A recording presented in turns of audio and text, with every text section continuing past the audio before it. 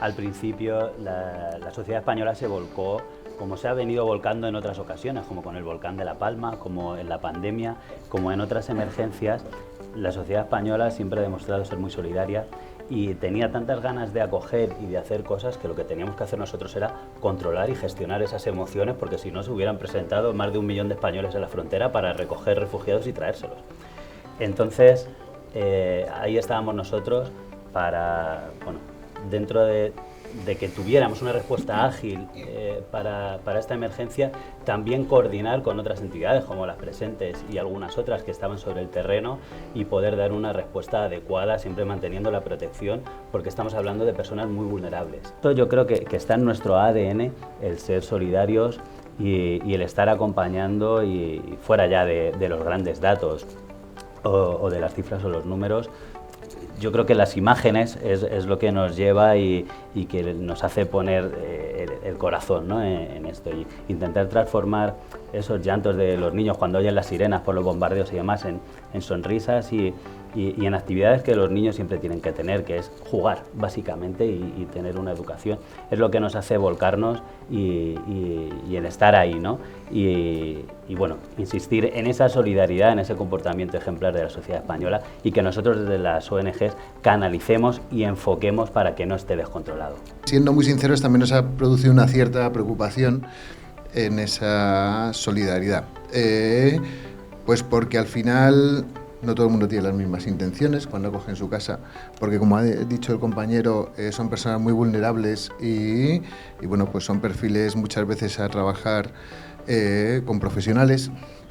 La situación es muy crítica, las imágenes que estamos viendo son terribles y eso evidentemente ha despertado mucho la conciencia de la gente, que está muy bien, pero es verdad que esta gente que viene en muchos casos necesita un apoyo muy grande y muy profesional. Estoy hablando de psicólogos, estoy hablando de otro tipo de cuestiones. Entonces, bueno, estando completamente a favor de que se produzca ese acogimiento y que además se está organizando a través del Ministerio también con un acogimiento familiar, es verdad que, como bien ha dicho, tenemos que organizarlo y canalizarlo, si no es complicado y gestionar las emociones no es fácil. Yo os puedo decir que de los 15.000 que he dicho antes que han pasado por Pozuelo, en un mes no ha habido un solo conflicto. Es decir, la gente no... Si le dices que se siente ahí a esperar, se sienta, si tiene que ir a comer, va. Es increíble, de verdad. Y son dos emociones. Una es eso, el agradecimiento, y otra es la tristeza. Gente desde lo que hemos dicho, mujeres y niños, y ver a los niños en ese rictus de tristeza es muy impresionante, tanto como que equipos profesionales como los que tenemos a final de jornada se han roto de vivir y de gestionar eso que estaban viendo, ¿no? Pero sí que creo que es bueno que sepáis ese agradecimiento que sienten por lo que esta sociedad está haciendo, y eso mismo es el agradecimiento de la mayoría de los refugiados que llegan a este país. Yo voy a seguir en la misma línea de nuestros compañeros y compañeras porque es lo más importante para nosotros. Creo que fue el 2018 cuando por primera vez se supera el número de refugiados en el mundo desde la Segunda Guerra Mundial, Es decir, los conflictos son muchos y los desplazamientos son tremendos. Y igual que acogemos un ucraniano, tenemos que estar dispuestos a acoger a un afgano, a una persona de Sudán, a un etíope, porque en todos esos países están saliendo con las mismas necesidades. ¿Qué es lo que conviene hacer? Pues acordarse que está la recuperación en largo plazo. Porque el foco es en el inicio, todos los focos están metidos en el conflicto, pero luego pues se nos olvida y la recuperación es muy larga, es muy penosa y es muy cara. Entonces no olvidemos luego esa recuperación, que ojalá venga pronto, pero no la olvidemos. Y para terminar, pues hay deducciones fiscales. Esto suena muy económico, pero las deducciones fiscales para las organizaciones, ya sean fundaciones o asociaciones declaradas de utilidad pública, están acogidas a la Ley 49 y tienen unas deducciones que van del 35 al 80%. ¿Con esto qué quiero decir?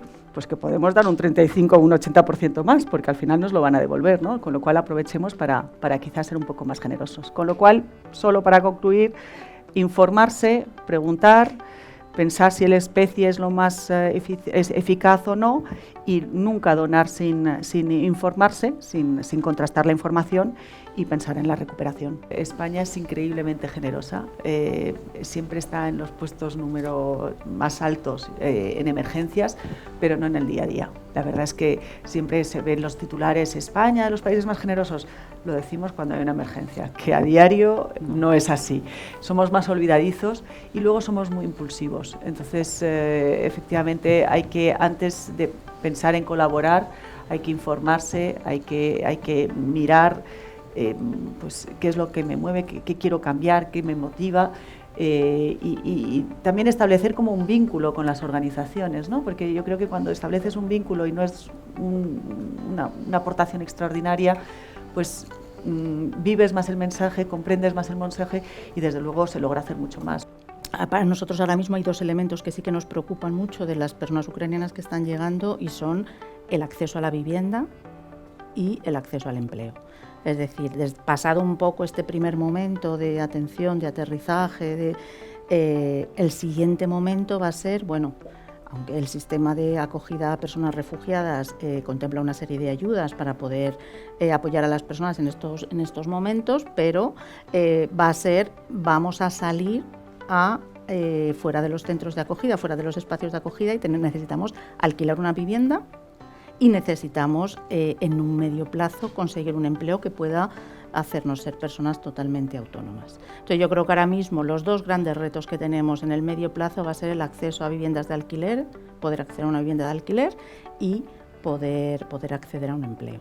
Efectivamente, el contexto político actual, creo que, la tendencia política actual en toda Europa no es igual la más idónea para hablar en términos de cohesión social y en términos de acogida a personas refugiadas o a personas de origen extranjero, pero sí que es cierto que yo creo que ahí nosotros como entidades y la sociedad civil y las instituciones y las administraciones tenemos un papel clave y tenemos que intentar hacer, bueno, iba a decir bien no, extraordinariamente bien nuestro trabajo con las personas refugiadas que están llegando ahora, para poder generar por lo menos ese contexto por lo menos no de ruptura social. Ya no sé si llegaremos a la utopía de la cohesión social, pero por lo menos no de ruptura social, ¿no? Y de que las personas puedan desarrollar su vida aquí en las mejores condiciones sin que nos pongamos en términos de competencia con la población local. Yo creo que ese tiene que ser nuestro objetivo como sociedad. Es un retazo, no es un reto, un retazo, ¿no? Y como sociedad, como entidades, como instituciones. También de alguna manera intentar que esa respuesta emocional de la sociedad se acabe convirtiendo en una respuesta un poquito más cerebral, esa emocionalidad latina, ¿no? Igual que se vaya un poquito más hacia lo anglosajón y se convierta igual en una respuesta más cerebral, porque al final la solidaridad es universal y tiene que perdurar en el tiempo, es decir, nuestra respuesta tiene que mantenerse en el tiempo y tiene que extrapolarse no solamente a las personas ucranianas, sino en general a todas las personas refugiadas independientemente del conflicto o el país del que proceda. Entonces yo creo que ha llegado el momento de dar ese paso de la emocionalidad a la racionalidad y de lo momentáneo a lo perdurable. Un colectivo que nos preocupa especialmente son las personas mayores. Ya antes de esta escalada del conflicto, las personas mayores eran uno de los colectivos más vulnerables. Tienen una pirámide demográfica que puede ser parecida a la que tenemos en España. Eran uno de los colectivos más vulnerables y son en esta situación el colectivo que muchas veces no ha podido dejar sus hogares y que no está teniendo acceso ni a necesidades básicas o ha visto interrumpido tratamientos de enfermedades crónicas o unos cuidados mínimos que necesiten. Eso nos preocupa especialmente. Siempre se puede hacer más, pero la respuesta de Europa ha sido bastante rápida.